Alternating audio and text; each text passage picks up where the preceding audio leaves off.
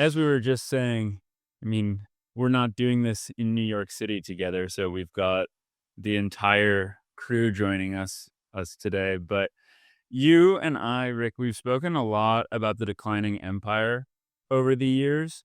In particular, we've talked a lot about China and the BRICS, Russia, Europe. But today, I think for a good reason, it's going to be focused mainly on Iran. And is this a topic of discussion you've been anticipating for a while? Yes, I mean, for me, the decline of the empire is accelerating, and that Iran represents that to me. That's the sense I would make. I can get lost in the details, easy to do. Um, but the big news that comes out of it for me is that major elements of the American empire are coming unglued. I mean, there's no other way for me uh, to think about this, and that's not just because I've been talking about the decline of an empire, although I have.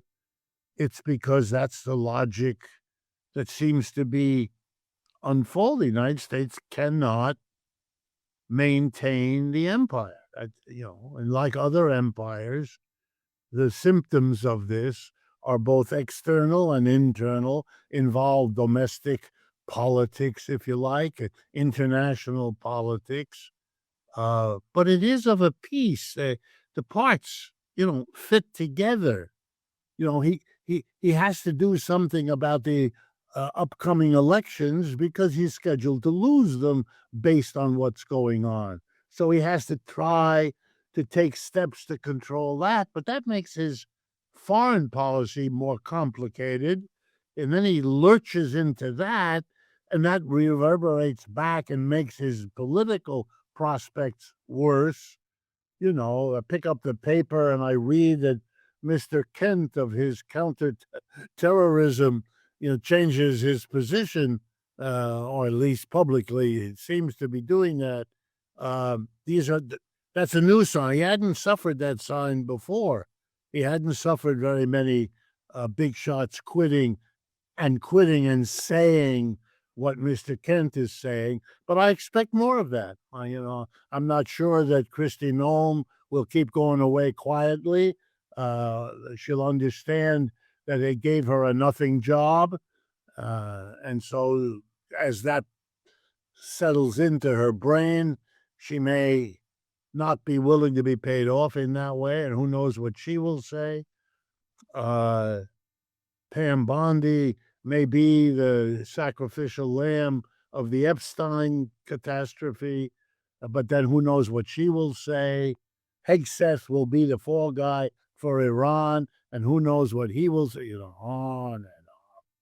He has, he is who he is, and he has bullied and lied and blabbered his way out many times, and I recognize a genius when I see one. That a man who behaves in the way he does got to be president tells you he's not about to change that. It's worked real well for him, but it isn't working now, and the commitment to continue it isn't working now. Very familiar in people who got to where they are that way is also a death knell. So I think these things are coming together around Iran. Um, and I could go on, but that's why, for me, the decline of the empire is strengthened as a kind of framework within which to understand all of this. Hmm. I I noticed this when I was speaking with Michael Hudson last week that I pronounce the country's name Iran, and everybody else at this point pronounces it Iran. I think I probably learned it was Iran when I was a child first studying geography, and it's just stuck with me. But for the rest of this conversation, at least, I will endeavor to say Iran. But most of what you spoke about in the last few minutes was Trump's connections to Iran. And I think that's Trump you've described as a symptom of the declining empire himself. So I think it's important to distinguish Iran as a Trumpian phenomenon and Iran, or this war with Iran, as a symptom of the declining empire, because it might have happened regardless. So maybe we should at this point decide to first tackle the American empire side of things, or just Trump.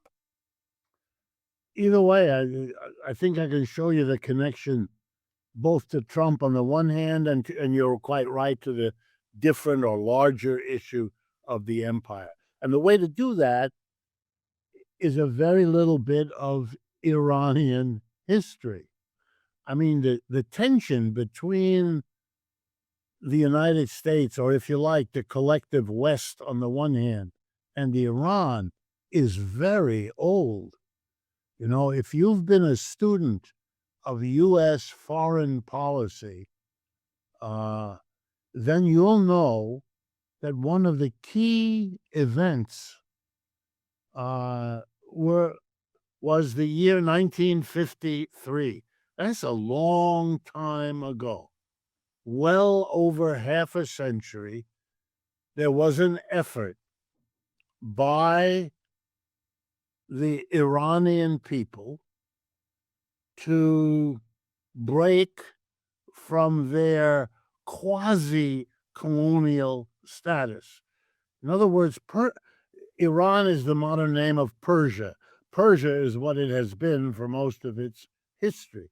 Persia is a very old civilization, much older than Christianity or Judaism.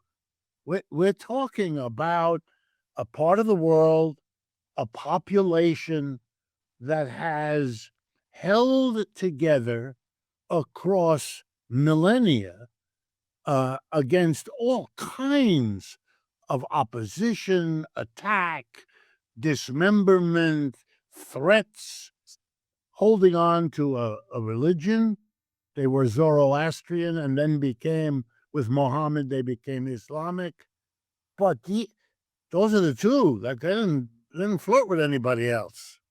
They've held a common religious tradition, a common language, a common rough border area. That means something. That length is a kind of sediment into a people. And one of the things it often does, not always, but often, is give them resilience in the face of adversity because they know they've done it before. Long story short, not a smart people to do what you're doing now. Anyway, they kept their independence, but they were overshadowed by the British, who controlled everything all around them. The French a little bit, but mostly the British. And then there was an effort after the British discover oil early in the 20th century. They discover oil. Now the oil becomes more and more important. And that's not good for Iran. I mean, it's good to earn money, but the money is earned by a tiny group of people hooked into British and Western countries and corporations. Anyway, a popular leader named Mossadegh tries to mobilize and succeeds and takes over with a program to nationalize the oil, to make the oil located under the soil of Iran a resource for the national development of Iran. And he is very quickly overthrown by the British and the Americans, the CIA, MI6, and so forth. And then what is installed is the worst kind of subservient government, the government of the so-called Shah of Iran. They dredged up an old family there, Pahlavi and Shah, and they gave him the government. I first encountered Iranians as a graduate student in the United States because there were Iranians studying with me. And I learned about they had all run away because they hated the Shah. And the Shah operated a very powerful secret police that would go and ferret people out, and they would disappear or go into jail and be tortured and so forth. All of this produced a very powerful opposition inside of Iran. And the reason it was called the Tudeh Party. And Tudeh, I don't know what that word means in Persian, but it took positions that, for all practical purposes, you could have called it, and maybe it was called inside Persia, the Persian Communist Party. And remember, the border with Russia means that those things have meaning there a little bit different from what they might elsewhere. And finally, the Shah, being that he was all powerful and the contact linkage man with the United States, when he was finally overthrown by the mullahs and the ayatollahs, he was forced to flee to Iran, and he came to the United States, where he was welcomed and protected by Henry Kissinger. Just to give you an idea of what this country, what it was. But the Shah had, unlike in many other countries, gone a good bit of the way to use the oil to fund a significant amount of industrialization. And that's important to understand because Iran has a long history of industrial development, much of it stimulated and financed by money from the government. That's important because, for example, they have the manufacturing capability to produce, repair, and upgrade the production of drones. They can produce drones forever. The United States can't do that. We don't even have the industrial capacity to do what they can do. They're going to outdo us. If you have a long drone war, this is good for Iran. Normally you couldn't say, but their peculiar history has made it this way. They have an enormous working class, an industrial, disciplined working class, used to working together, used to all kinds of things that many other global South countries are only beginning now to do in a massive way. Iran has been doing it for many, many decades. And the United States, once the Shah was overthrown, America, whether it's Republicans or Democrats, didn't make any difference, has been eager to undo, cancel, reverse everything that happened. American policy has been, we had it great with the Shah. Now we are who knows where. These ayatollahs and mullahs don't like us. You know, well, when they took over, they took the American embassy personnel hostage. That was a big to-do, I think, under Carter or whoever, Reagan. But the United States has been hostile to them for a long time. You know, we've had the war between Iraq and Iran. The United States supported Iraq, funded them, armed them. So the Iranians have been attacked directly and indirectly, denounced for a very long time. And they've been willing to make one deal after another. It culminated in 2015 with the agreement they made with Obama as president to hopefully put this to an end. It didn't. As soon as Trump came in, it was important for him to tear up the agreement Obama. Now, I think Trump did it because anti-Obama is part of his political project. So he probably didn't think through or care. But it was consistent. And let me bring it right up to the present.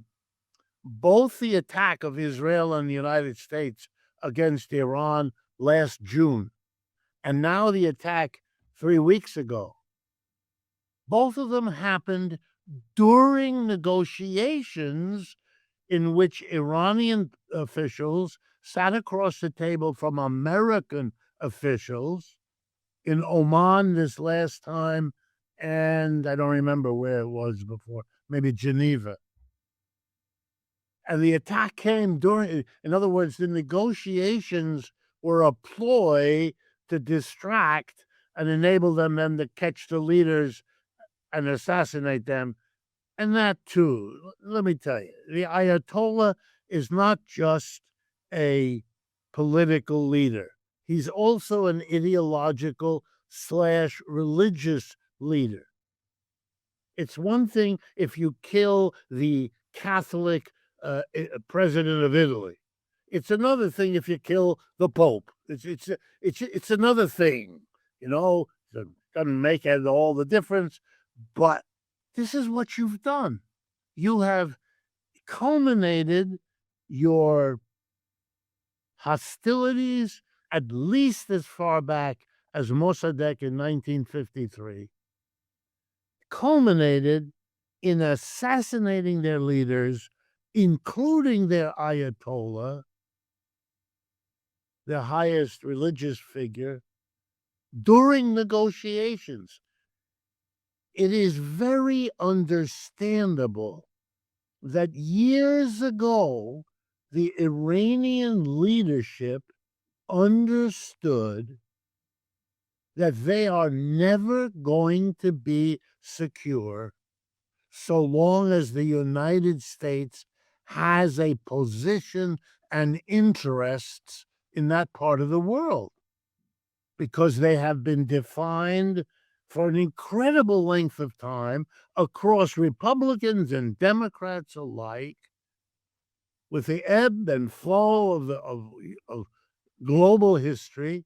There's a constant, which is the United States hostility. All that Mr. Trump has done is marry that history with the decision of Israel that its survival where it is always endangered, above all by the powerful Persia. Because Persia is so large and Persia is so developed relative to the others. The Gulf states are small. Iran is large by geography, by population, but most important, by industrial development. Iran is a serious risk for the Israelis. I understand that. Given what Israelis doing, the Iranians are a big thing for them. To undertake a war with Iran, if you're Israel, well, that qualifies for stupid. So you're not going to do that. And the attempt of Israel to hide the damage Iran has already done to them, both last June and now. Let me give you an example. Yesterday, I discovered by accident, doing some work in Asian newspapers, the story in several of them of the blowing up of the Ben Gurion airport in Tel Aviv. That's the only international airport that country has. 12 Iranian missiles penetrated and blew the thing up on the 14th. That's 3 days ago. You know how much news there is in the United States about it? Nothing. It's remarkable. So at first I thought, oh, this is one of these fake things, some character maybe in the Secret Service of some country puts this out. I checked it out. No, it's correct.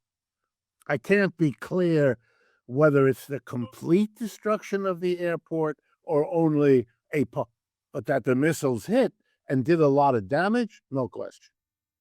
Okay, Israel can only do this with the alliance of the United States. So they go to work. Mr. Trump offers himself as the president who will. All the previous ones, Republican and Democrat alike, didn't.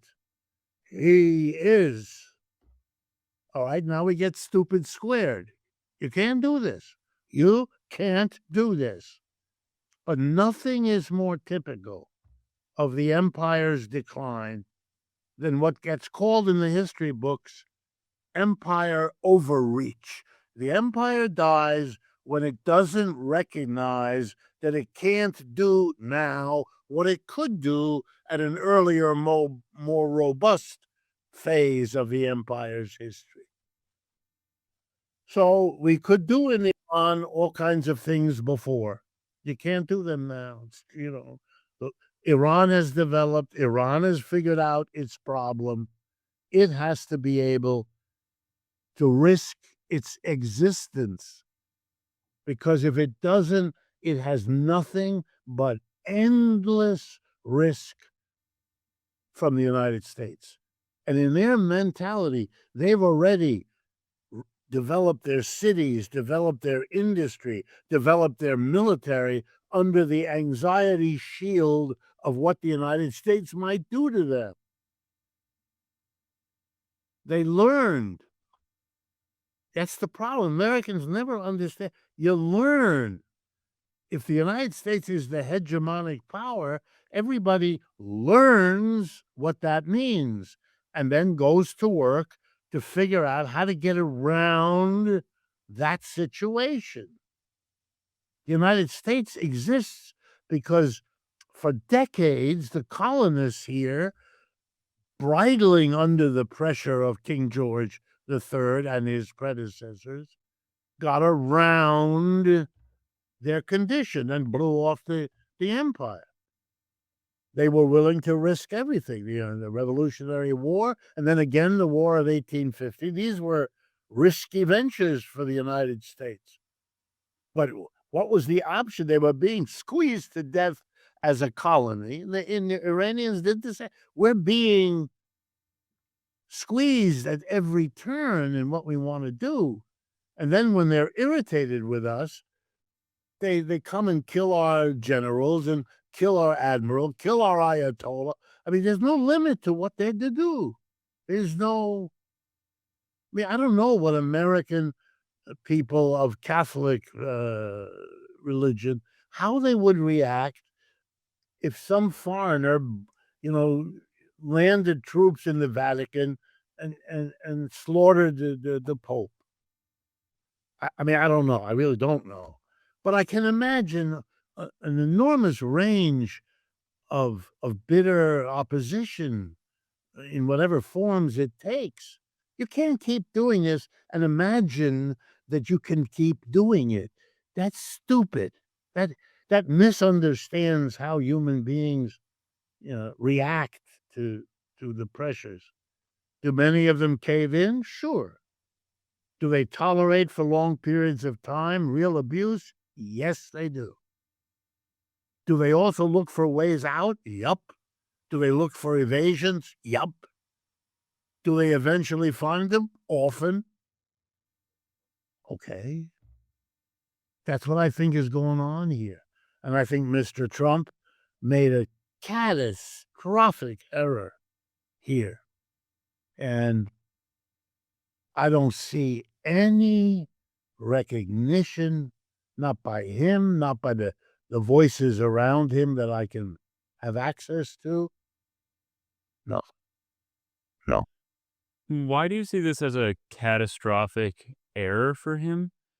I mean, it depends on what his goals are, but if his goals are consolidating his own power, personal enrichment, it's not clear to me that this will not work for him, though we see defections like with Joe Kent today, maybe his power isn't being consolidated.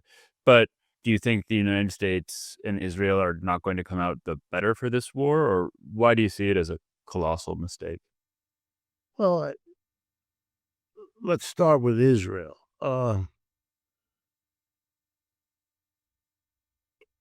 Israel has proven itself to be vulnerable. Whatever the damage done to the Ben Gurion airport, and no matter how careful Israel is in managing the news, which is an indirect way of saying hiding the damage, it is clear the European papers are full of it. Lots of damage in northern Israel from Hezbollah and the fighting there, and now from all the missiles that are getting through. So the Iron Dome, this image of Israel as being able to do these dramatic military maneuvers at no apparent cost to itself, it has an apparent cost, an enormous. There is no Israeli economy. That's a joke. It is a warfare. It is a country at war, and a war that seems perpetual. The only difference now from what existed over the last 3 or 4 years is that the war is costing the Israelis everything. It's one thing about slaughtering Palestinians who can hardly do anything to you, who are mostly civilians and whose armed wing is small and not able to fight against a formal army. So you can go in and genocide your Gazans, that you can do. But Iran can fight. That's the point. Iran is an industrial, relatively modern society that has been working at developing this capacity for at least 30 to 40 years, and it has worked pretty well. And they've had the independence under the mullahs, not under the Shah, but under the mullahs, to do this. And the Israeli people are learning that supporting the Zionist project in the interpretation Mr. Netanyahu is offering is going to cost them. Is going to cost them a lot. They will ask the United States to compensate with lots and lots and lots of money. And I suspect the United States will do a good bit of that. But they weren't expecting to have to use money for that. They were expecting to have to use money only, to make a resort area out of Gaza or some. I don't mean to be facetious, it's all horrible, but they now have to repair broken cities, broken railroads, broken roads, broken airports, and all the rest of it. And that takes time, and that's money spent in ways that are not productive in terms of your global economic position. And then they have to understand that the whole Muslim world feels itself attacked by the United States. We fought a war in Afghanistan against Muslims.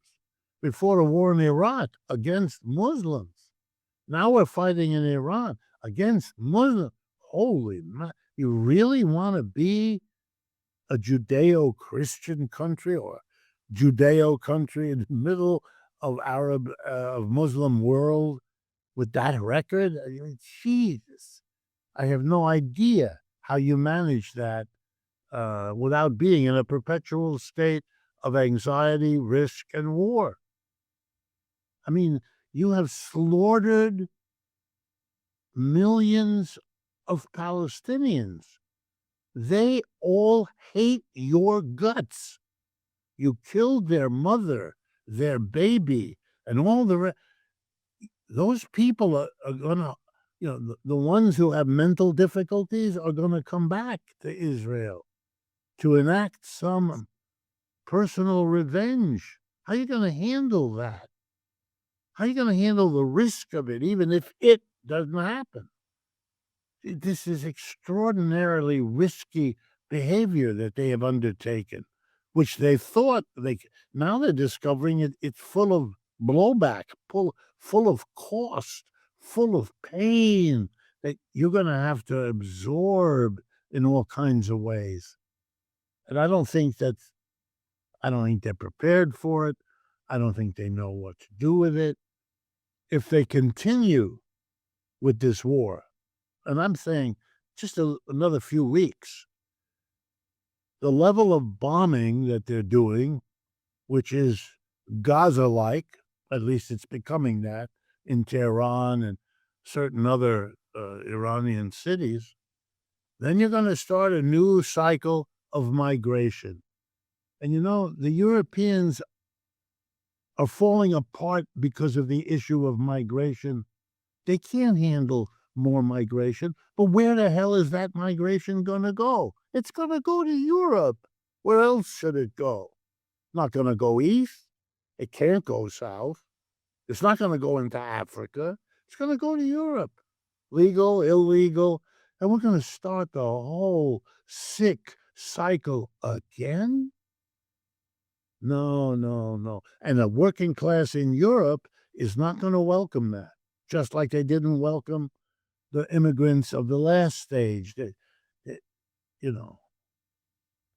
Angela Merkel couldn't survive as the leader of Germany because she welcomed the Syrian refugees because Germany needed labor, not understanding that the white native German working class wouldn't permit it. Same mistake here, by the way, but generally, So I don't.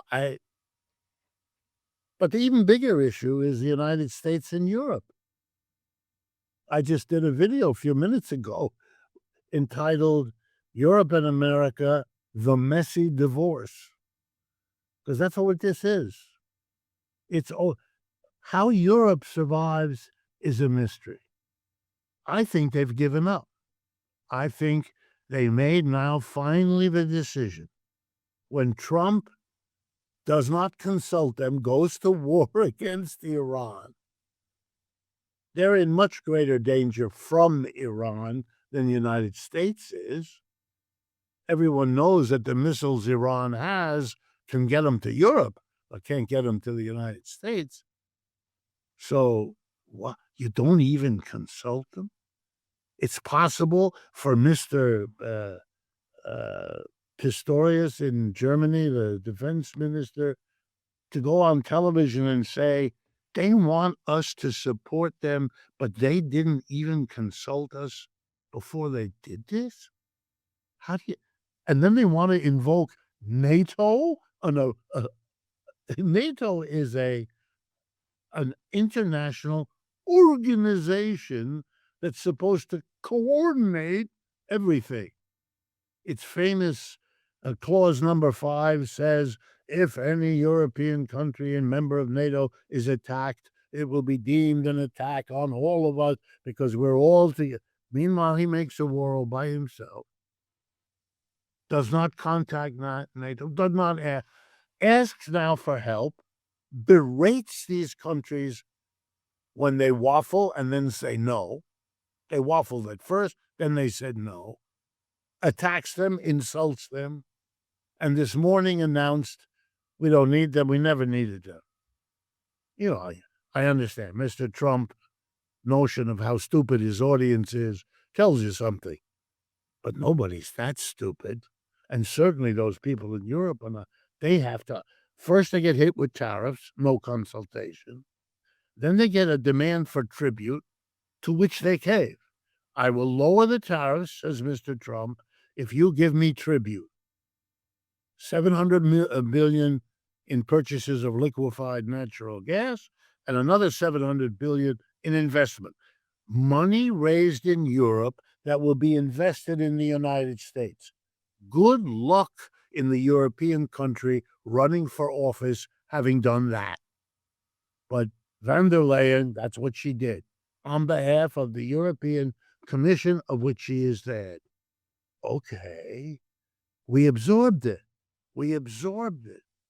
Then we absorbed your withdrawal from fully funding the Iraq war, the Ukraine war. will take over. They can't possibly do that. They know they can't do that, but their fealty to the United States was to say, okay, and now this. It's too much. You can't keep doing this. You can't keep doing it because you've made it. Before, it was the political survival of the Starmer, the Macron, the Merz. These are pathetic center-right political leaders caught between an emerging far right, Trump-like in its orientation, and a strong left. We don't have that in this country, but we have it there. By the way, the municipal elections in France over the weekend on Sunday reinforced it. You know who came in worst? Mr. Macron party, wiped out. It's either the far right or the far left. In the United States, the coverage is bad for Macron, good for the far right, because in the United States, it's considered clever journalism to pretend there isn't a left. Right. The unified left in France, just a footnote to your audience, the unified left in France, under the leadership of Jean-Luc Mélenchon, and if you don't know that name, that's because of the reporting in the United States. Under Mr. Mélenchon, there is a unified left that ran for office. It is the largest bloc in the French National Assembly. It is a unity of the socialists, the communists, the Greens, and Mr. Mélenchon's own France Unbowed, which in this country would be considered far left. They're the biggest, and they did well in the municipal elections. It's a two-tour, so there's another election coming up in a day or two. All of these things are making it impossible for these center-right people to survive. They thought their survival was in demonizing Russia, and that would justify sucking up to the United States and get them enough votes to stay in power. The far right, against it, wants to make a deal with Russia. You'll love this. The left, not so sure about Russia, but has its own agenda separate. So they're trying to juggle this. And then the United States just pulls the rug out. Oh, you want to make a politic of close to us? Let us show you how bad we can make you look. Now the far right and the far left will make fun of these leaders for being lackeys of a United States that's kicking them in the teeth. And they themselves, in their protests against Trump, are feeding the politics that will eat them up. You're trapped. The Europeans are trapped. And whether these people will do it or they'll be all kicked out, and in will come either right-wingers or left-wingers who, both of which, for different reasons, will tell the United States to go jump in the lake. It's and if they want to survive, because they do need the United States, that kind of a politics will impose upon them, for the first time, a genuine effort at independent economic development. Now, as an economist, if you ask me, can they do that? My answer is it's a long shot. They have spent too long under too much of the umbrella of the United States. A few months ago, the board of directors of the Volkswagen Corporation in Germany, right? One of their biggest, produced the VW automobile and trucks, everything else, sat down at the invitation of Mr. Trump's government to discuss moving the headquarters of VW to the United States. I mean, for Germany, that is, I don't know, it's like GM announcing in a fancy ballroom of a New York hotel, we're leaving Detroit and we're going to Nigeria. What? What? And henceforth, the new name of the Chevy will be the Niger.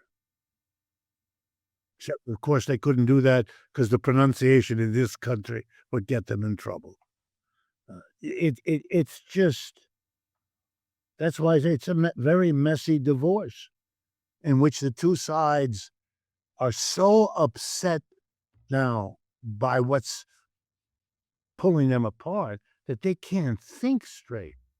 They both need lawyers because even though the lawyers have their own logic, somebody has to hold them back from saying and doing really stupid things. The Europeans would have told them, don't don't go to war against Iran now. Don't do that.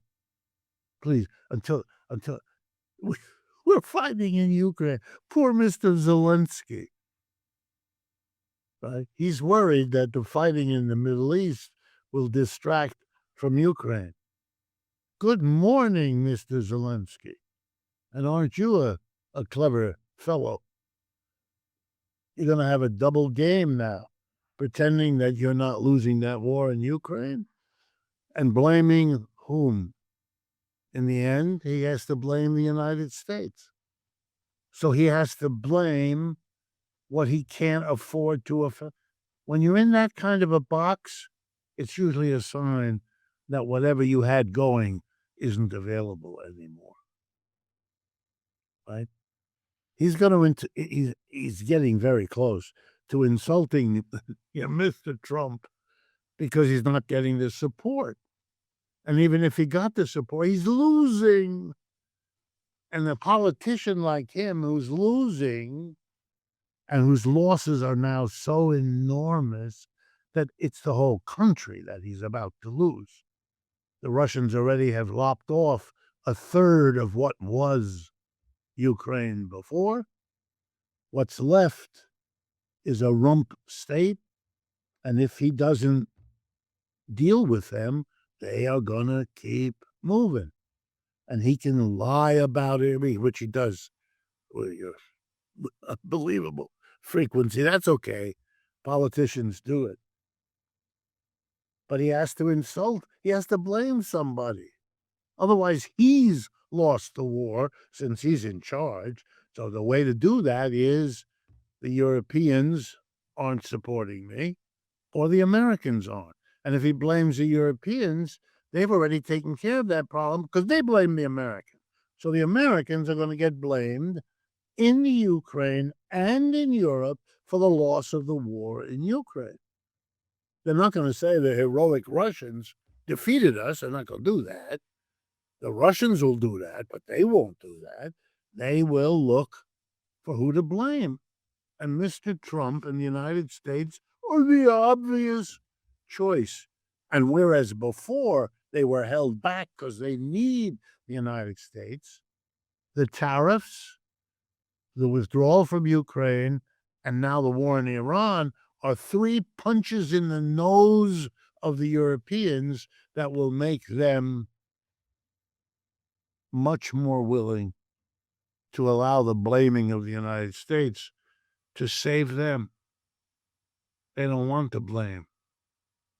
It'll make their notion, support us because we're fighting Russia, look very lame. They cannot accept any blame. If you looked at Mr. Starmer yesterday, he welcomed Mr. Zelensky on his umpteenth visit. We're with you. We're with you. With you. You're losing with us. With you. That part wasn't said, but we're with you. He has to. And when that goes down, when that dead end comes, they won't deal with Russia. Another colossal mistake. They won't deal with it. You have to. What are you doing? You don't deal with Russia. They keep moving. And you then attack, send long distance rockets into Russia to bomb them. And they can't do it back to you. There's a very long land border between Iran and Russia.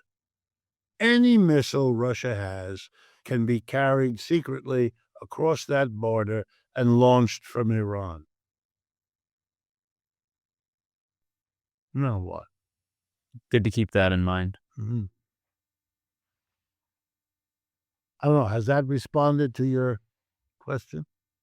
Yeah, well, you gave a lot of very compelling reasons why this won't be good for Israel in the long run. Also, why it won't be good for Europe. As far as why it's a colossal mistake for Trump, the main thing I get out of your response is that it will really strain our relationship with European countries. But I'm curious about why or how it's a colossal mistake for Trump domestically. You mentioned earlier in our conversation that he's poised to lose certain upcoming elections.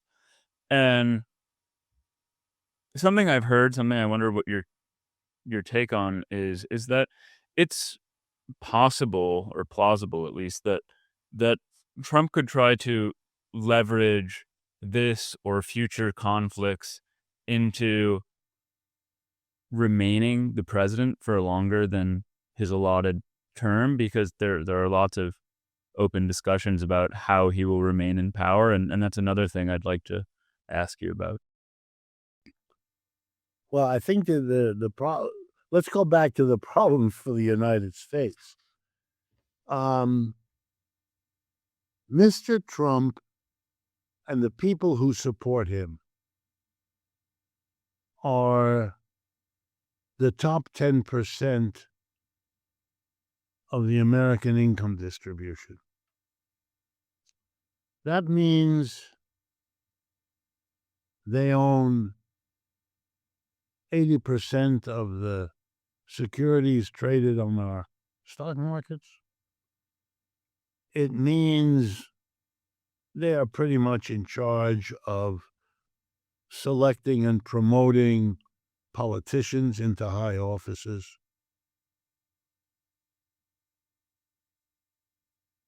And so, from their perspective, they have been successful now for quite a while in financing and thereby controlling the only industry where the United States is now arguably in a leading position. By that, I mean the so-called, the high tech in your part of the country, all of that. Apple, Amazon, Google, all that.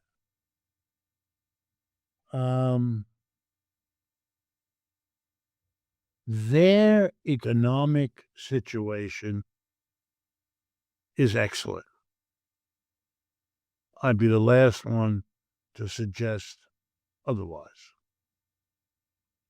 They have used the government very well to collect enormous amounts of money and siphon them, deliver them to the high-tech industries as subsidies of all kinds, and funnel the money into the stock market so that the inflation created by that kind of money explosion doesn't happen on the mass level, food, clothing, and shelter, but boosts crazily the prices of stocks in the stock market, where it simply, finances a bidding war of shareholders. So they win. I mean, their monthly statement from the stock market looks really good. They've invested in those fancy, Nvidia or other companies like that. So that's looking good. They're doing fine. And one of their self-indulgences has been, with the help of the media, to pretend to themselves that their good fortune is the equivalent of the economic development of the United States. They don't grimace when Trump says This is the greatest economy of all time. For them, that's about true. For him, it's probably true.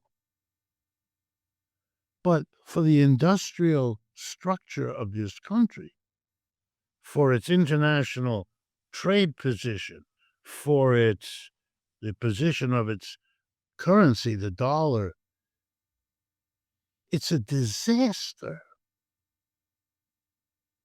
They think they're the same, but they aren't. They've gone this way over the last 40 years, and they just don't know. It's like, think of it this way, they were surprised, and some of them still don't get it, that when you talk about China, you're not talking about an Asian society, very poor, that you read about in the National Geographic magazine every 4 issues. It's a modern industrialized economy. In many ways, it's ahead of you. They have no, even those who go and visit, I met with them, come back, they didn't see it. They're a wonderful example that you don't want to see it. You don't see it. They think the United States moved up with them, and they with it. It didn't. They took off. The rest of the country lagged behind, and the lag is getting worse all the time. And so they don't grasp the splitting. Mr. Trump, cleverly, Mr. Trump mobilizes that delusion. He speaks to the people at the top, the 10%, what they want to hear. It's all great. That's what they want to hear. They don't need him to tell them about their own condition. They follow their monthly statements from their brokerage houses. They can do that. What they want to hear from him is that the whole country loves them and is happy the way they are happy with their economic situation. They don't want to hear from Democratic politicians or for people like me, any noise about underlying economic problems. When you say to them, one of the constraints on the United States is that it can't match Russia's production of artillery shells, they look blankly, which they can't. They look blankly at you, and they don't believe you. And I asked them, I said, it's interesting to me. You believe me on a lot of other things. How come you don't believe me? I didn't make this shit up. This is, I don't do that. It's pointless. And their answers to me was, that can't be. Okay, it can't be, but it is. Profit is a very harsh master.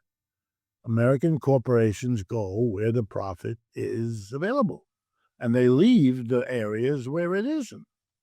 Making basic goods and services has the Asians have outcompeted us, and what they haven't outcompeted us, South Americans, Eastern Europeans, and so on have. So American companies stop making that stuff. Stop looking for workers. Stop buying the machines that make that, and they become disused to it. Could they become again adept at it? Yes. Could there be some government here that has the time and the brains to recommit to a rapid reindustrialization of the United States? Yeah, possible. But nobody's doing that.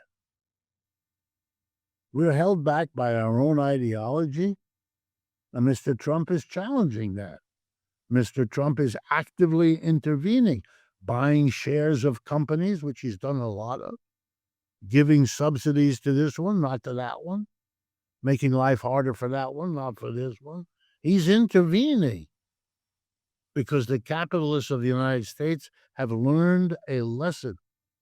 Not enough of them, not yet, but a good number of them have learned a lesson that the reason the Chinese outgrow the United States every year for the last 30 years, an unbelievable achievement, more rapid growth, greater increase in GDP, year in and year out for 30 years, maybe 35 years now, has been because the government takes an active role in shaping.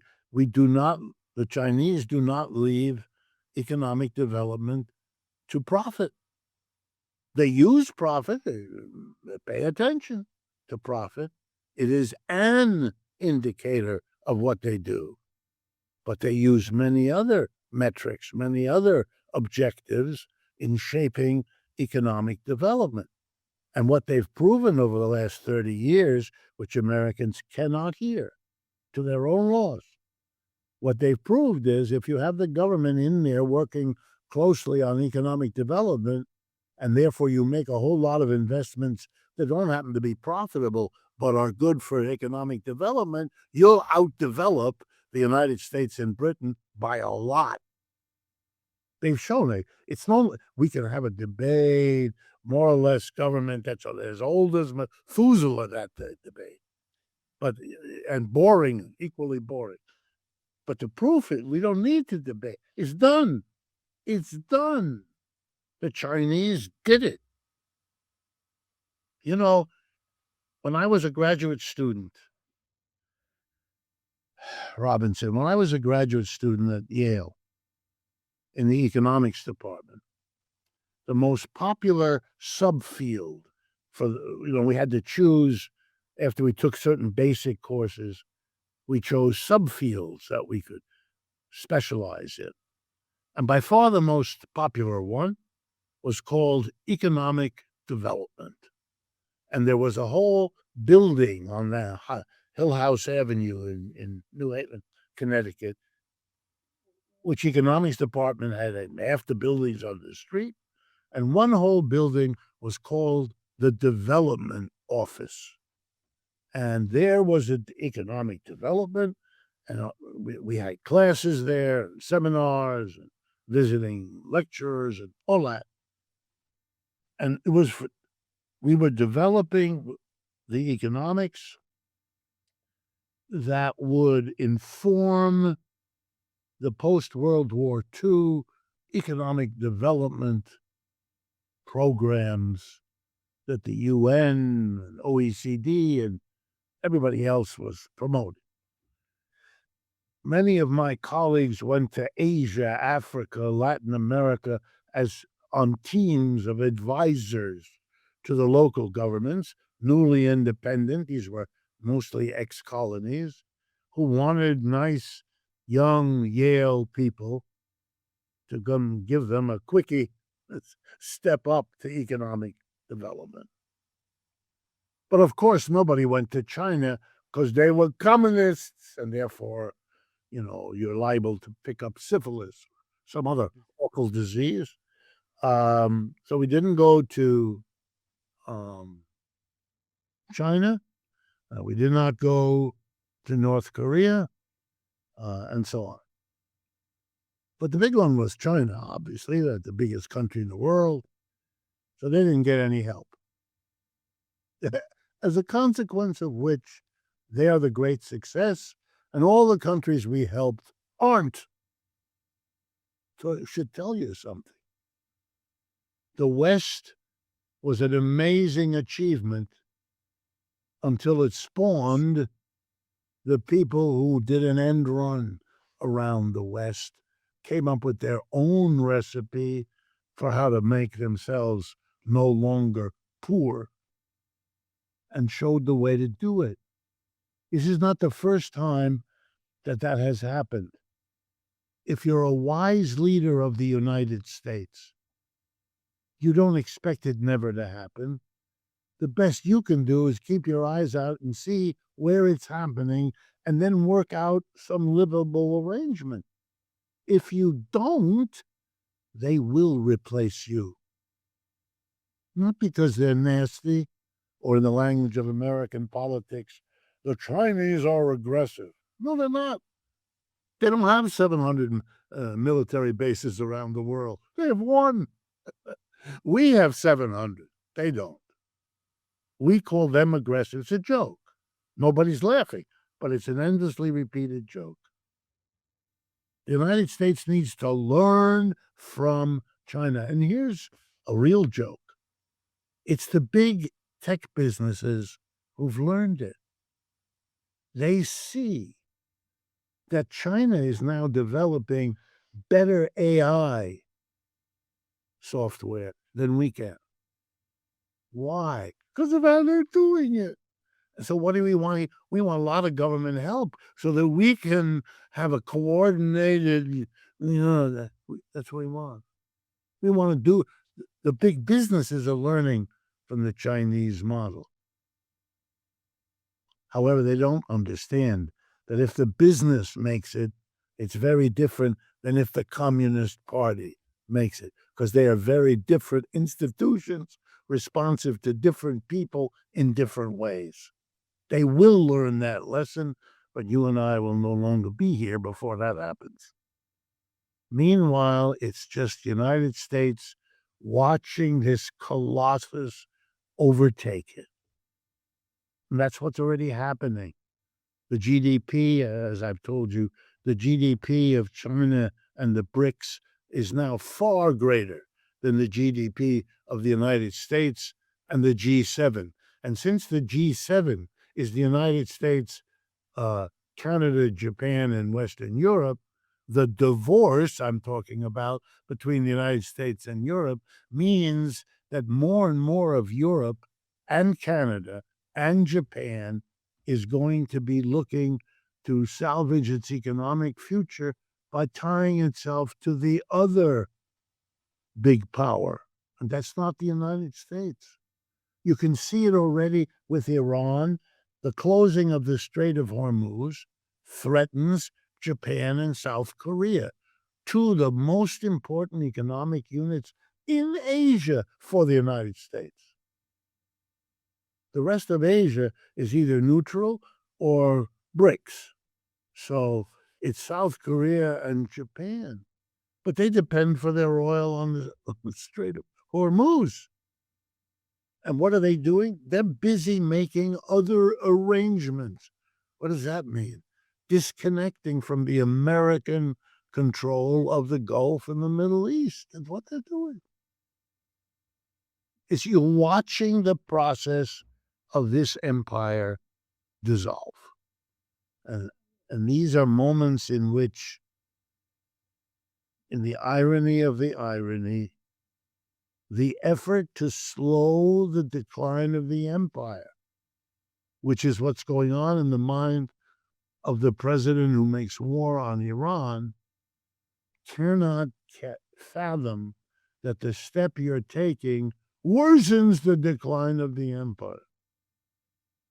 Because the answer is, what am I going to do? I can't rely on Israel to be my agent in that part of the world if the Israelis tell me that the only way I can be your agent is if you get rid of what can wipe me out, which is the Iranians. So you've got to come help me wreck the Iranians so I can be your great ally. Yes, Mr. Trump should have said. But if I do that, I risk a real diminution of my role in the world and your obliteration. You think your obliteration is on the horizon anywhere, and you may be right, but that's not my concern. I got to deal with the country I'm responsible. I don't mock these people. I mean, I don't like them, but I don't mock them. There's very difficult situations that they are in. Israel made a decision years ago to be and do what it does. It's a settler colonialism. in a time when that's not on the historic agenda. We remain in the era of anti-colonialism. The settler colonialisms that Israel patterns itself on, including the American.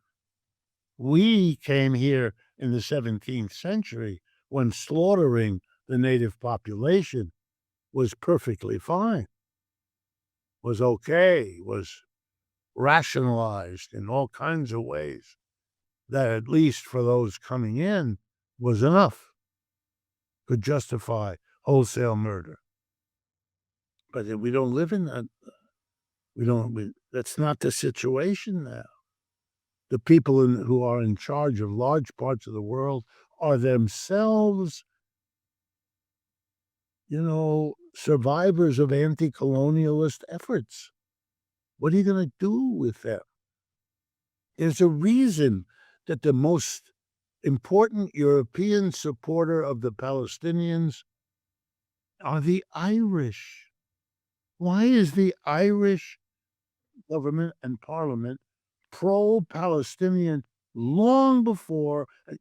Because they're, the Irish feel they were treated they understand what the Israelis do to the Palestinians. The Irish feel the British did, only over an even longer period of time.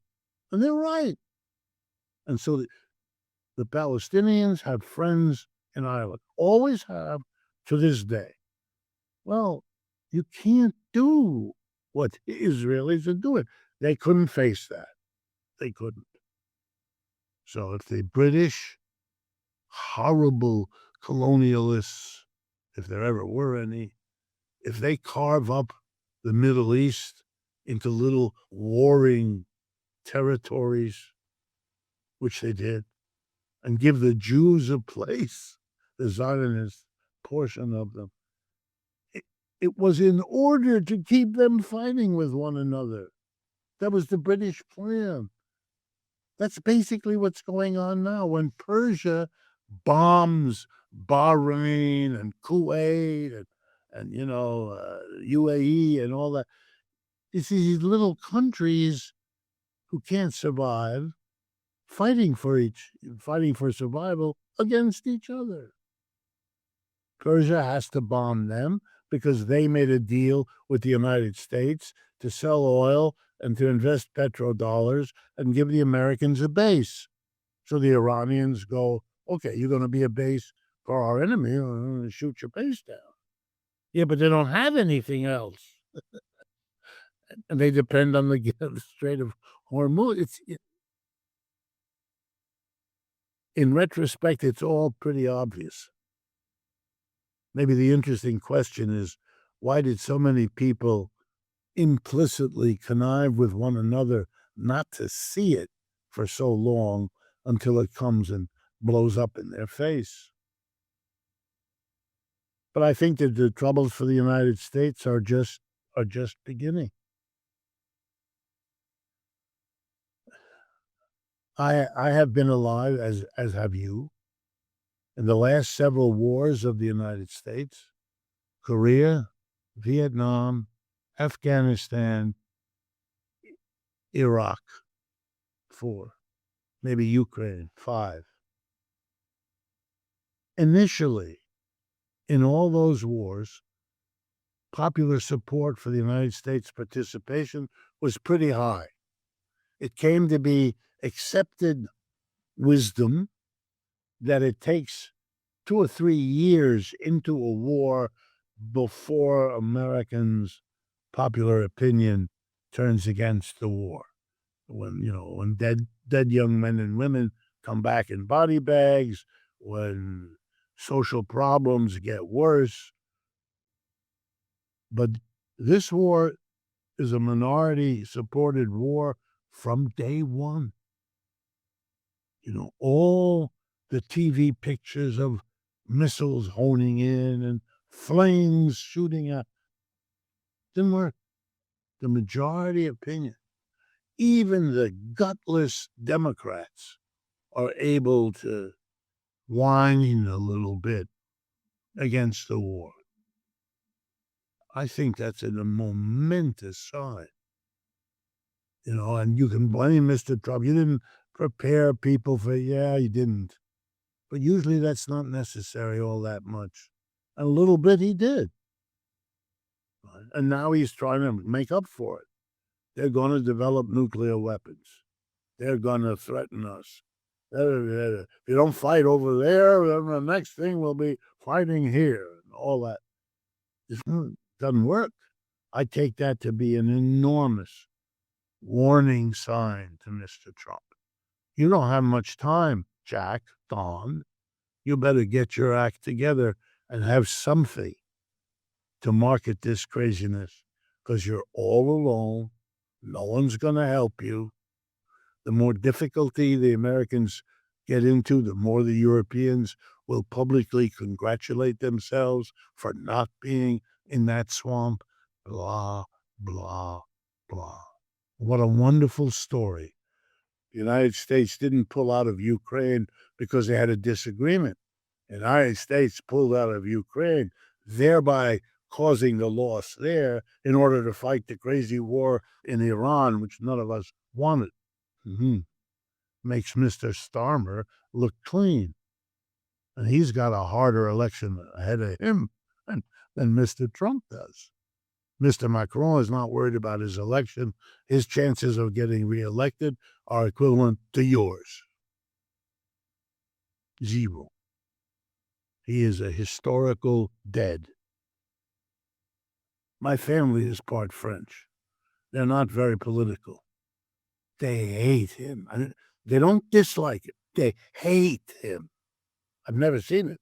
My whole life of my family, I've never seen that level of hostility toward anybody that they have towards him. I mean, they didn't much like him at the beginning, but they thought, let's see. Oh, boy, did they hate him?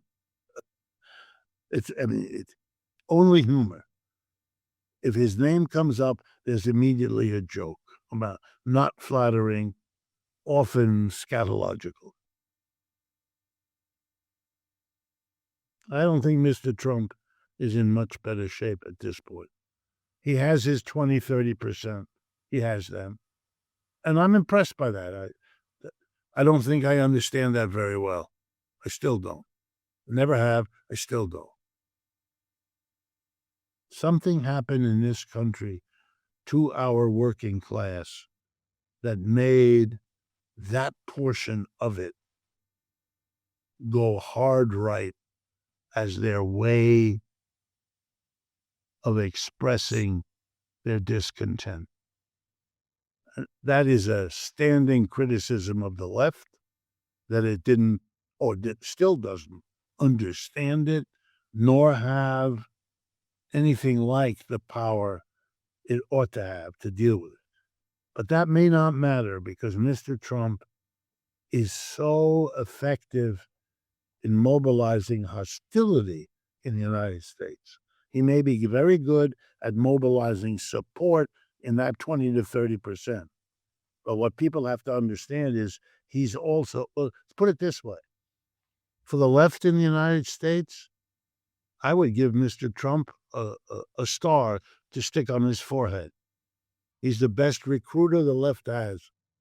What he opens his mouth, more people get interested in the left. I'm living in New York City.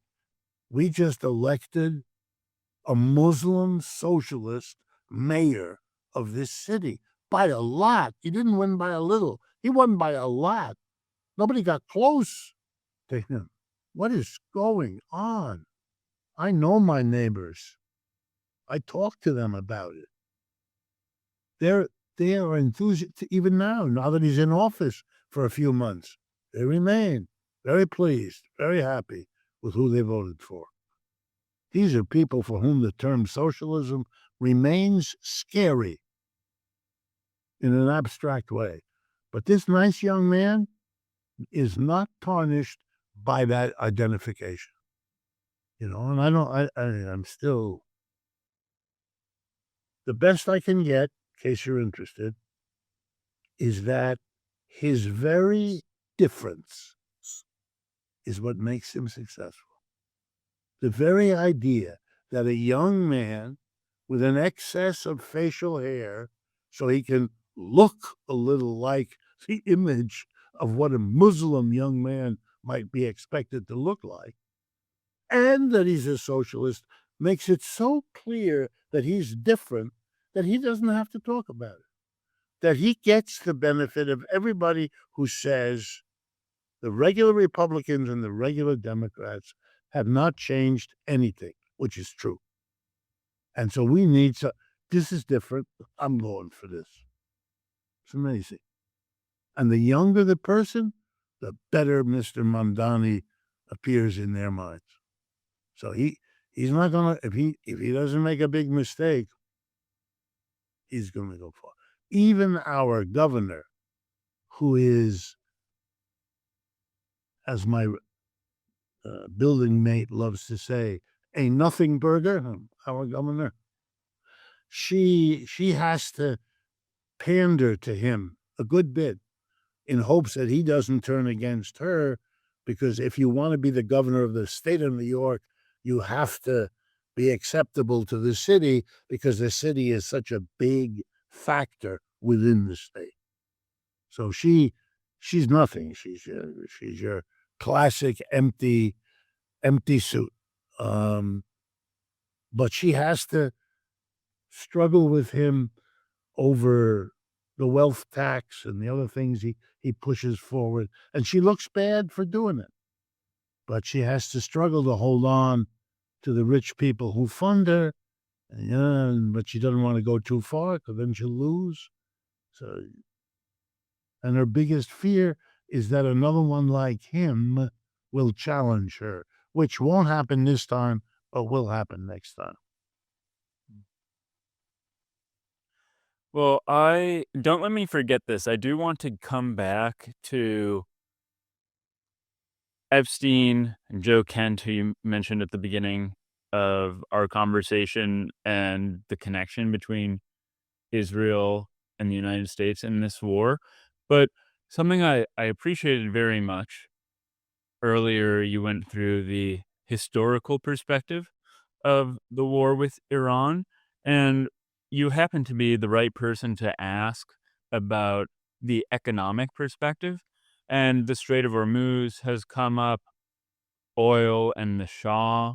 I wanted to ask the extent to which this is a war about oil. Oil is very, very important. It's a basic commodity. The 20th century made that. That's how the 20th century evolved, to make a world economic revolution based on oil as the number one energy source. The 21st century was supposed to be different, to wean the global economy off of oil, particularly, but also gas, and to substitute wind, solar, and with some trepidation, atomic energy as alternative. And that process was underway, is still underway, but the very progress of it was undermined when a combination of right-wing politicians and industries dependent on oil connived to slow it down. I don't even think they can stop it, but they can slow it. And there's enormous amount of money to be made if you can slow it down. And so they did. A huge amount of money was spent on muddying the consciousness, literally of the whole world, of introducing into every conversation wherever you could ambivalence, ambiguity. The studies aren't so clear. It might not be. There are other factors, all kinds of stuff like that, but systematically put out so as to lessen the transition. And that has been important enough that the oil business has survived. Look, a few years ago, major oil companies were investing in alternative energies. They too recognized it was over.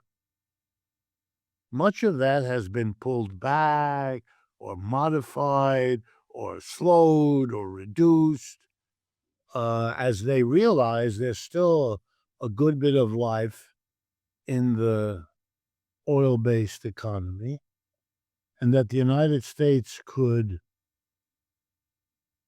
get a real advantage if it could do two things: hold on to the use of oil in its own economy and free itself from dependence on oil from outside. You had to have both. It wouldn't do to hold on to oil if it made you vulnerable to import. That's why the issue of fracking was fought out in the United States, so that you could get oil no matter what the damage to your water or earthquakes or anything else. You could hold on to your oil based industries without running into the trouble of a import dependence.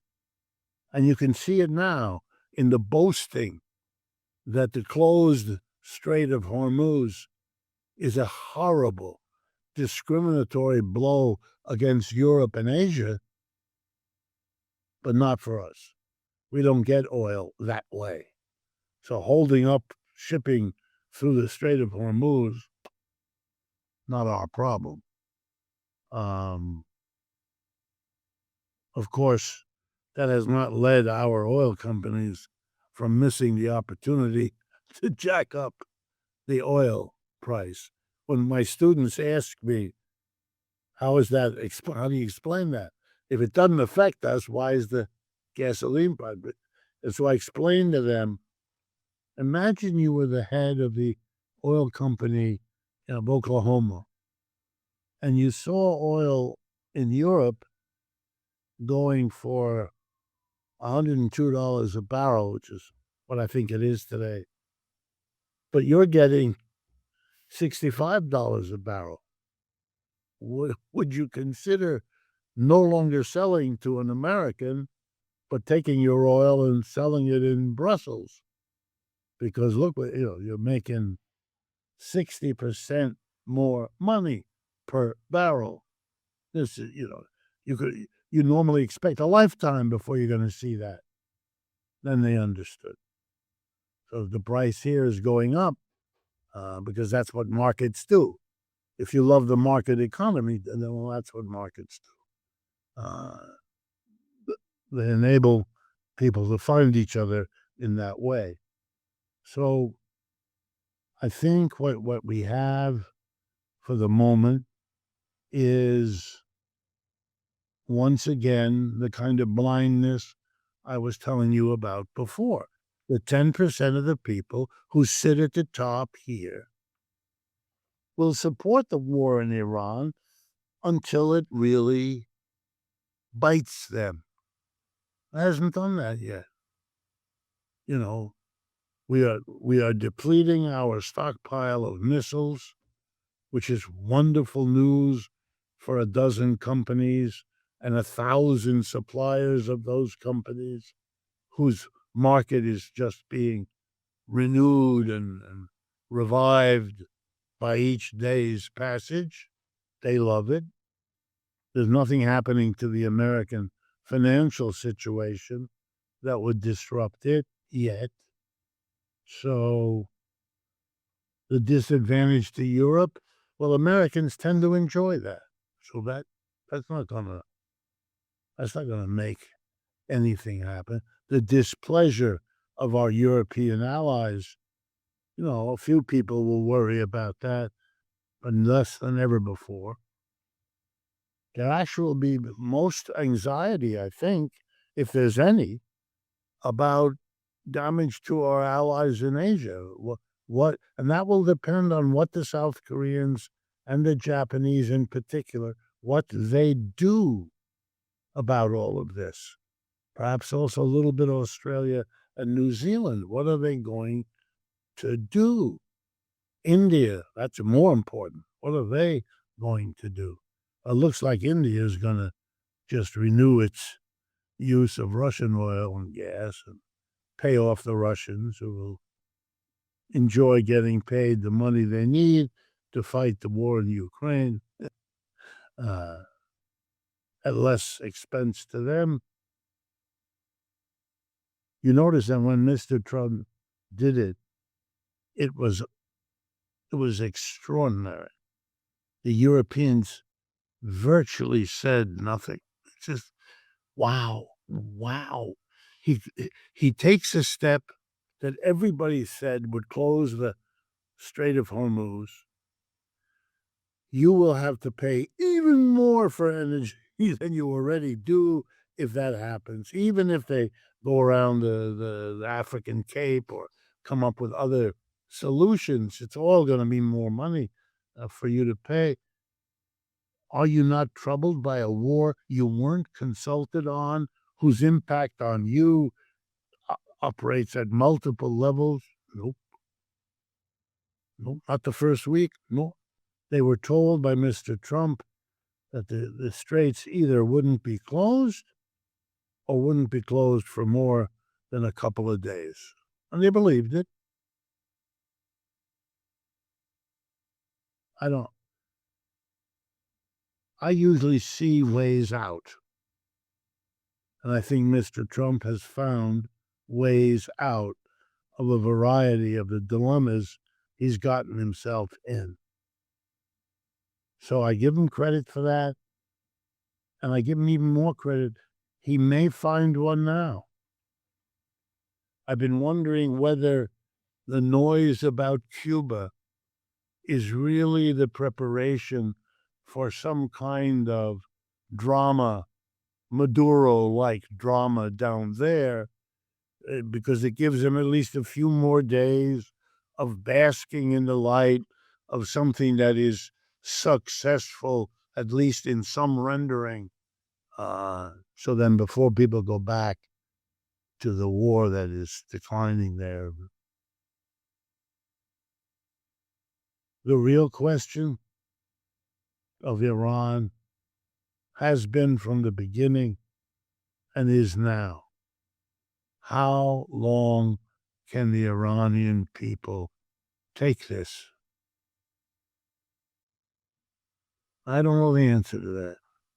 Why is that the real question? Because what do you think happens when the answer is no longer?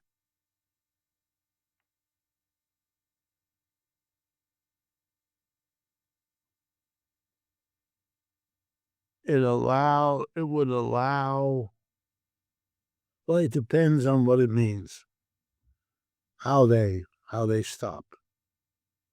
But if it's a real collapse,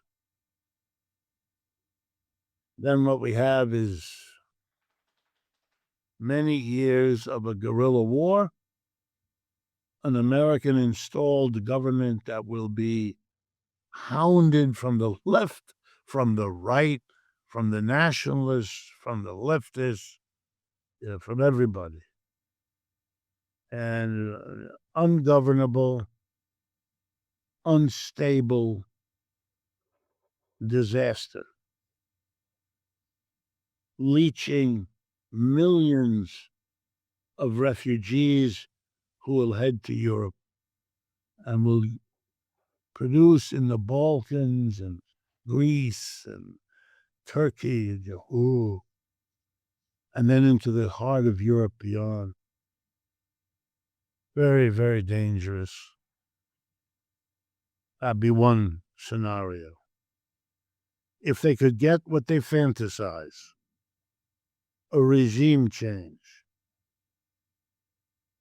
something like what they got in Venezuela, a regime, half of the old people now chastened by what happened to want to make deals with the United States and be a docile colony, the way most of Latin America has mostly been.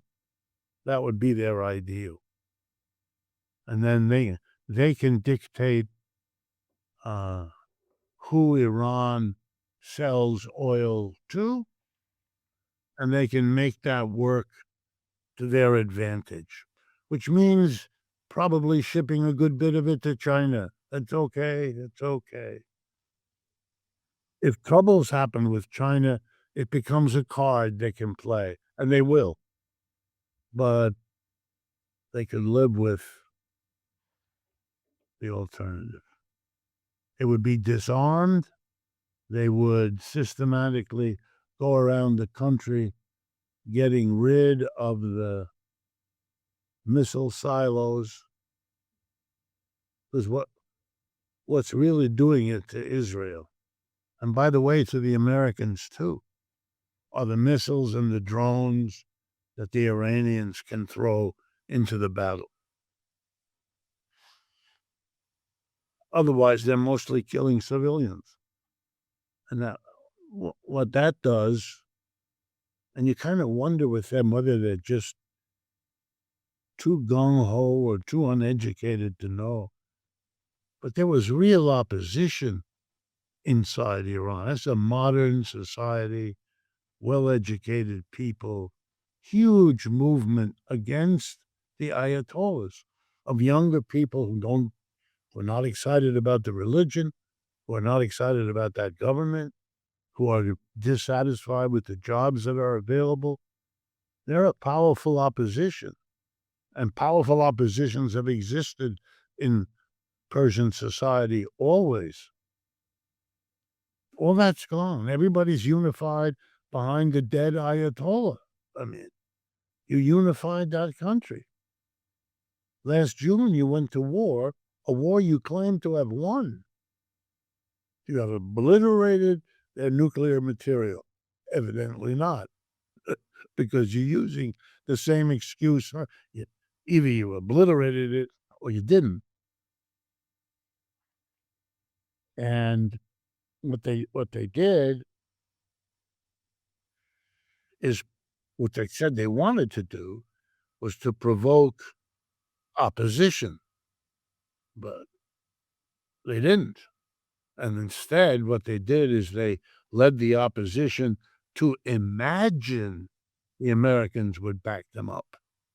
But when the Americans didn't, when the Americans stopped after 12 days, you had an exposed opposition, which it was then relatively easy for the regime to get rid of in the succeeding 6 months. So now you come back early in 2016, half a year after you tried the other, and you call for people to rise up. Nobody rose. Of course not. Look what happened to them last time. They were invited to rise up. They were promised all kinds of help. They didn't get it. They got an attack. They got a decapitation of some of their leaders, but they didn't get the mass support from them. So now you have nothing. You have the people who are against the regime are supporting it because that's, as one of them said on television, we are the ones who are going to pick the next regime, not the Americans. What are you doing? You've unified a country, already unified by language, by tradition, by religion. Now you've unified it against the foreign invader. Oh, man. That's picking a battle under conditions and on a terrain where you're going to lose. You are going to lose, either in the short run or the long run, but you're going to lose.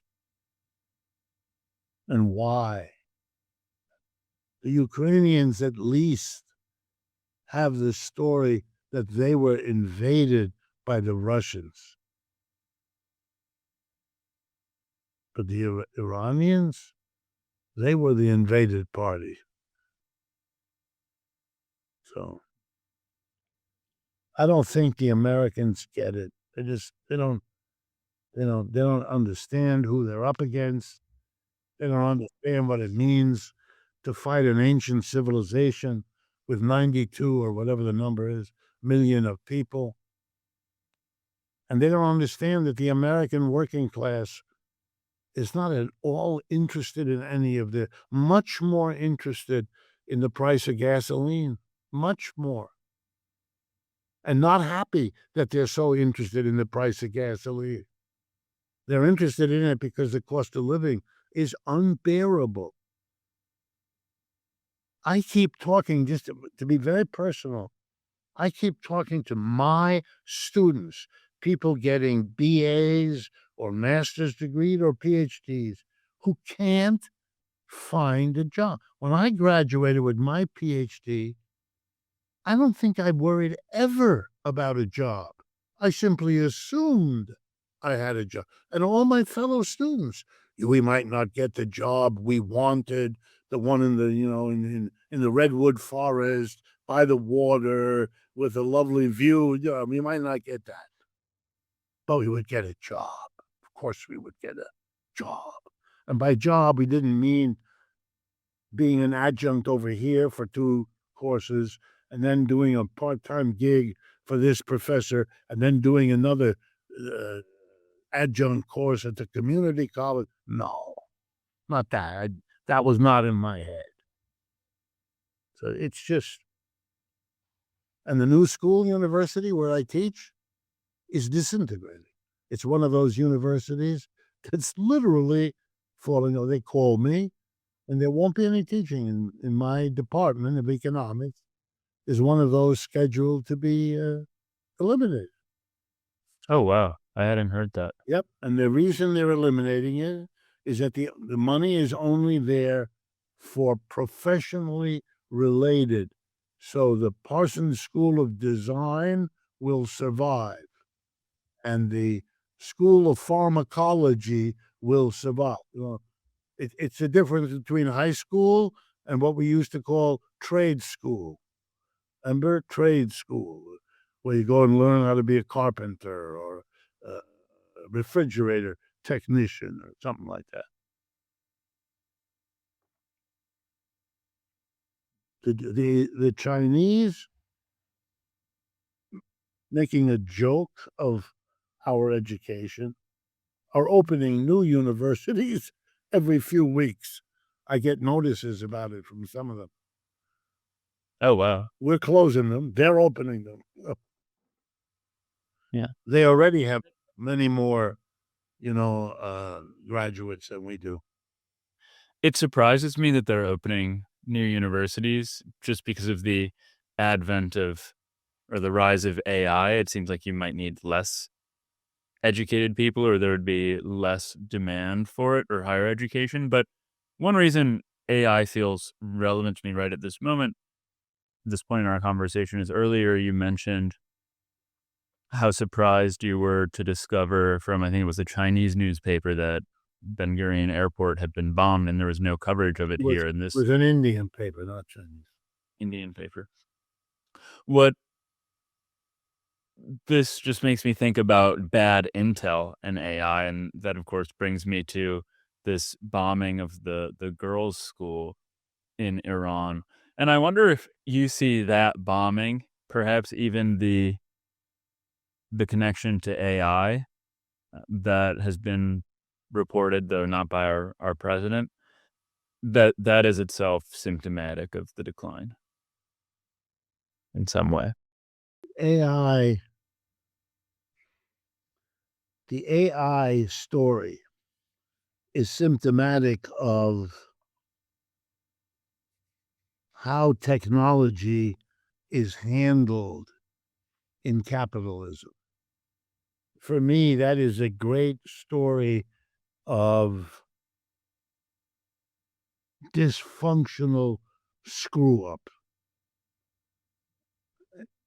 For me, AI, the so-called AI phenomenon now reminds me of what the internet was in the 1990s and early years of this century, or what the computer was 2 or 3 decades before that, and so on.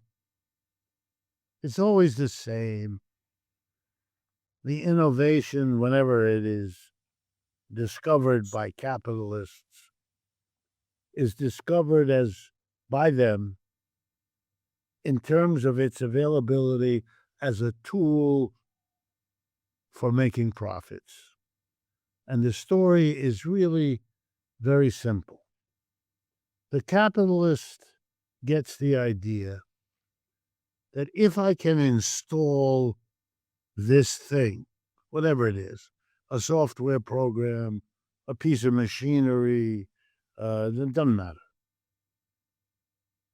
then I can fire X workers because this machinery can substitute for them.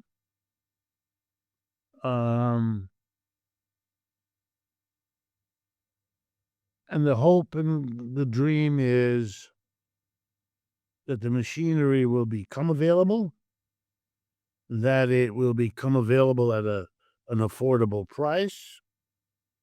And by affordable price, I mean a good bit less money than I would have to pay the workers whom I can fire by virtue of buying this equipment or this machine. And out of this basic story, you generate the enthusiasm of the devotees of profit. That is most of the people in capitalism. Or you get the predictions of doom and gloom from the labor force because they're hearing about firing, and that's bad news for them. They're going to lose their job.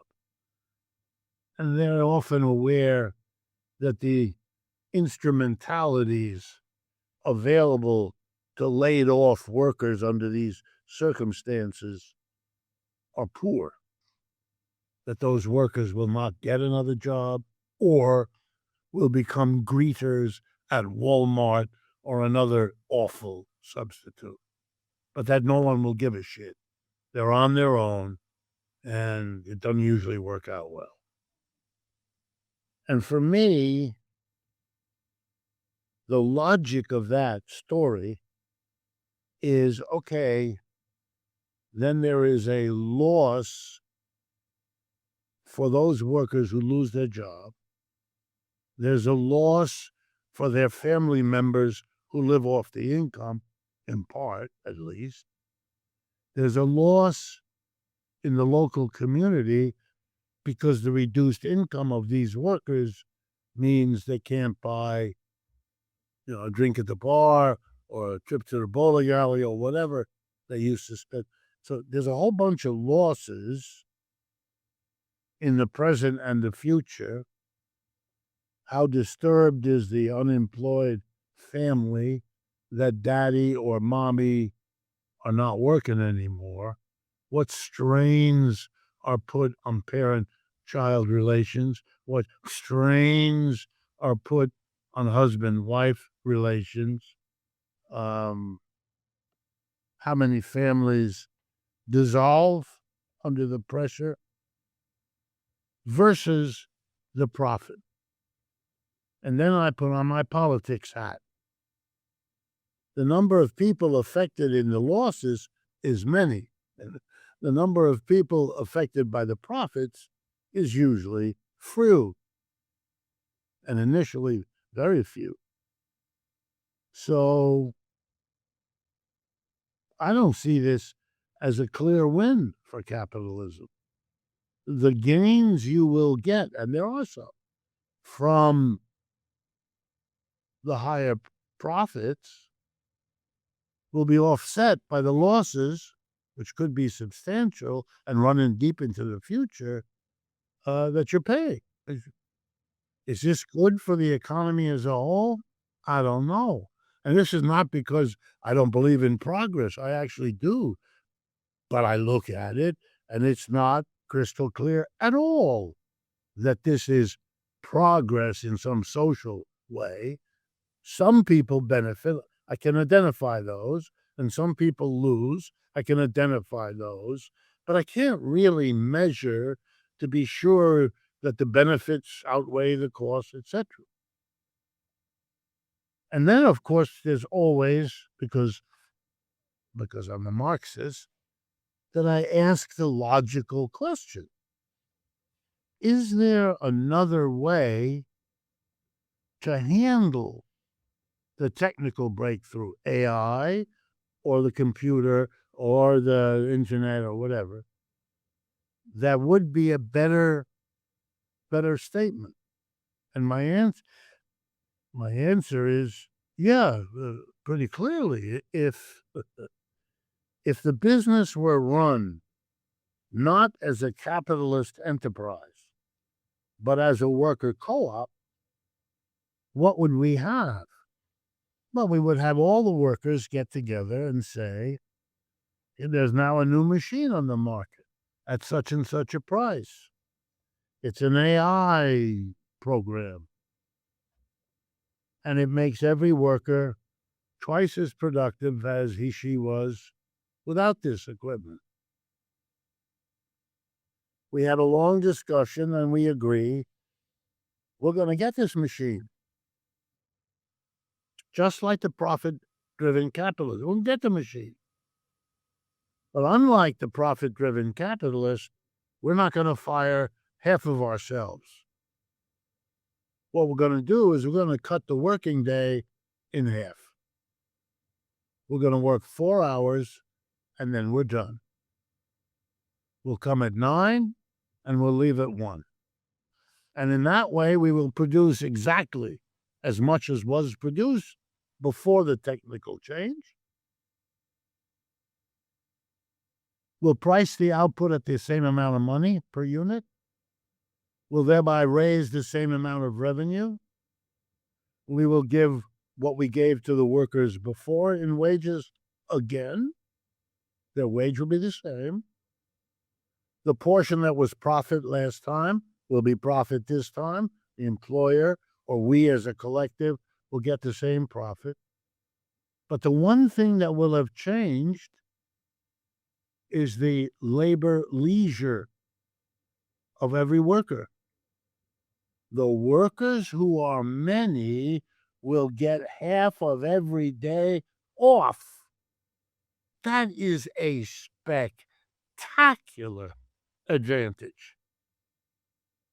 And the capitalist gets the same way a profit. He doesn't get more, but he gets the same.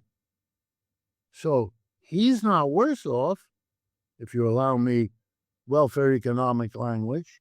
He's not worse off, but all those workers, the majority in any workplace, are wildly better off if they value leisure, which we can assume they do.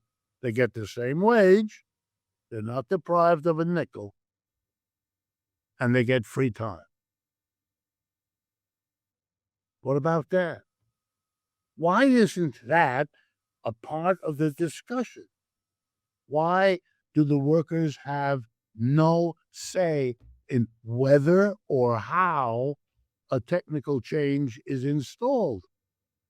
Because that's how capitalism works.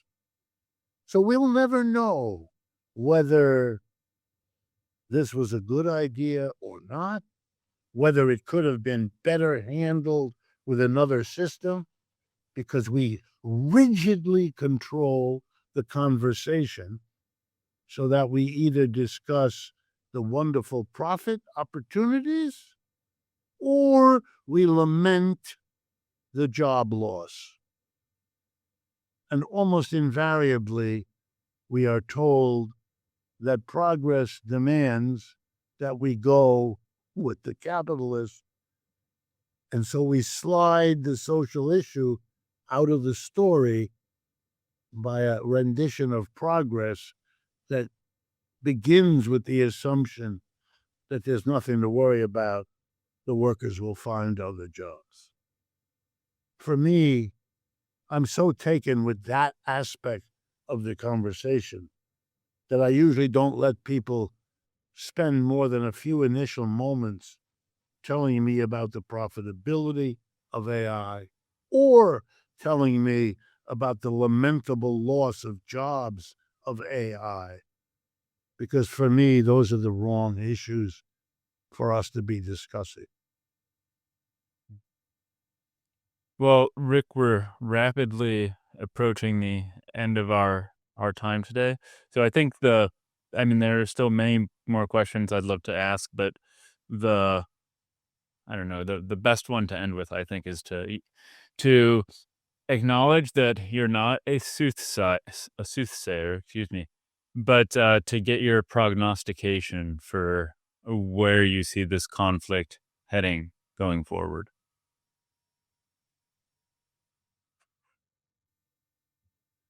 At this point, my guess is that the decision of what to do is in Mr. Trump's hands, and that he will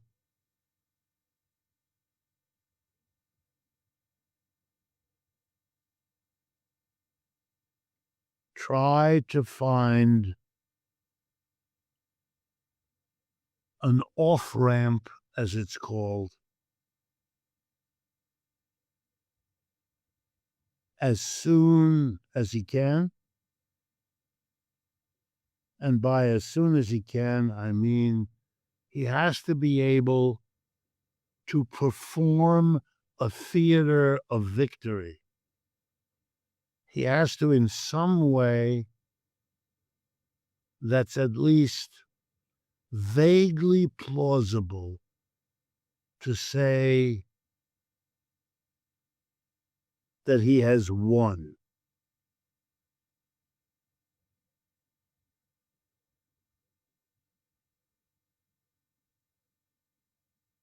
He may be helped in doing that by shifting the focus from Iran onto something else.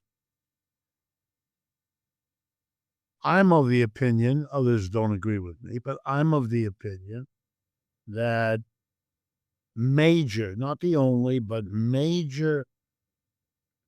two major causes of the decision to attack Iran were that it would distract public opinion from his difficulties in the Epstein scandal, and number two, that it would distract attention from the declining economy he is going to be held accountable for. And that these things were getting worse. The February numbers for total job creation was a loss, if I'm right, about 72,000 jobs. The man's whole tariff policy, his whole foreign policy, has been in favor of reshoring American industry. Well, we need 150,000 jobs per month just to absorb new entrants, people graduating from high school and college and starting to look for a job. We didn't get 150,000 in February for new entrants. We didn't get any new jobs. We lost 72 jobs. This is very bad. And it's not the only month. It's not as though other months were great and this was an anomaly. This was the second worst month in the last 8 or 9. Last October was even worse. So he's not doing it, not getting the jobs. Inflation, which was coming down across the second half of Mr. Biden's term, has stopped going down or flattened out. And now, between tariff refunds and so forth, is going to go up. And then the oil thing for sure will make it go up. So watching the man do things to distract, I think he needs another distraction, and preferably one where he can look good on television. And getting rid of the bad communists or whatever they'll be called in Cuba seems to be where he's going. And maybe he'll do it Maduro style if that goes over publicity wise better than landing American troops. Um, Either way, if you think the Iranians will fight long and hard against any American control there, you're right. But it's nothing compared to the Cubans. The Cubans that they've been doing this, well, as long almost as the Iranians. You know, the attempt to overthrow Castro is in 1960-61. The overthrow of Mossadegh, if you remember, was in 1953. It's very close. And Cuba has been militantly dealing with oppression from the United States, an embargo all those years, every kind of disruptive intrusion, military and otherwise. So he has his work cut out for him. But the short-term distraction, if you pardon me, trumps other considerations. And so I would expect that if not Cuba, then something else will present itself. I don't think it will solve the problem of a declining empire. I don't think it will solve the problem of neither Epstein nor the economy, which are not good for him and which keep lurking on the edges of publicity that nobody quite forgets. And since Americans love salacious news, the Epstein thing for sure will keep everybody glued to their way of accessing that kind of news. I think the tragedy is there will be continued no discussion at all of the declining empire. One of the reasons you hear me talking about it is the vain hope, I know it's vain, that at some point we will get a leadership that actually thinks about it. Thinks, what is that really going on? What are the signs? Are there signs it isn't going on? Are we not giving them enough attention? I'm willing to listen to that, to hear that. But I know that in the presidential election at the end of a year ago, November, the three candidates, Biden, Harris, and Trump, never said a word.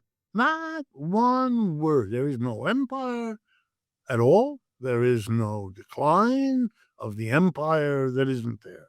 We don't have any such a situation. Okay. For me, I'm enough of an academic that if you can't put it into words, if you can't get a concept of it, your chances of solving it by stumbling into a solution are somewhere between slim and none. And so for me, if I could predict, the breakthrough would come if and when it's understood that this Iran, what did he call it? Excursion. If the Iran excursion of the United States military provokes an awareness that this is an empire retreating, dying, being pecked to death by 100 bites, then maybe you could have the kind of conversation in this country that could lead to a lot better ways of coping than what we're seeing. And we're all scared. Look, I talk to my wife, I talk to my friends. Everybody's very everyone has, let me leave you with this. Everyone in my circle of acquaintances, not just people who are good friends, but just people who are acquaintances that you know to say hello to, they all agree that these are somehow hard times, bad times, dark. I hear it all the time. There is a sense that people articulate that I haven't heard all my life. When I was younger, and even until recently, I heard yes and no and good and bad about this or that, but a kind of an underlying sense of malaise, the French would call it, of something, well, malaise, bad, ill at ease in English, perhaps, ill at ease. Something is wrong. It's not so much you're outraged by this or that Trump says or does. It's the whole phenomena. There's a kind of anger that we are vulnerable to what each day's headlines throw at us. And we're angry at being vulnerable in that way. I have no idea what to do. And the Democratic Party, the, loyal opposition, is nauseatingly irrelevant. I mean, people have just look in disbelief at the kind of empty nothingness of Hakeem Jeffries or Schumer or the California governor. My God, in these times when we all feel we need we get that, that's it. There's a warning there in the election of Mamdani. I don't mean to any disrespect to him. Smart young man, ran a very good campaign, and is managing to be mayor of the biggest city in the country quite well so far. But he was not elected because of him. He was elected because the overwhelming majority of people in this city looked at the conventional Republicans and Democrats and said, absolutely not any more of that.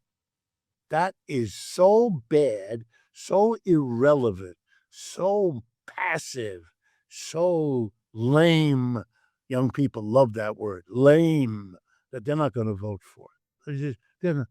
And they got excited about Mamdani, a young, fresh, energetic young man. That's what they wanted to see. And the fact that he was a Muslim and the fact that he was a socialist was not enough to offset his attractiveness as young, new, and different. I think that's a condemnation of this country in its way more profound than if we had a political party that everybody was all excited about, unless it were a very new and different kind of political party. Nobody voted for the DSA. Everybody voted for the young, energetic, new Muslim socialist. That's very clear, at least very clear here where I live in a part of Manhattan, which voted, by the way, overwhelmingly for him in this district where I live, where we have few socialists and no Muslims. A handful, I'm sure, but they no difference. In this neighborhood, a considerable number of Jewish people, which I only mention because the Muslim, which was used by his enemies to try to get Jewish people not to vote for, did not work. Well, Rick, it's not going to be today, but I do wonder if one day we're ever going to have a happy, upbeat conversation because I'm very curious. I'll be very curious to see what you're like, and it's not doom and gloom. But given the world we live in, it's not surprising that this is how our conversations often go. But again, thank you so much. I always love having these conversations with you and getting to listen to your thoughts. So I know our listeners do too. So thanks so much. Okay, thank you also, Robinson, for doing all of this.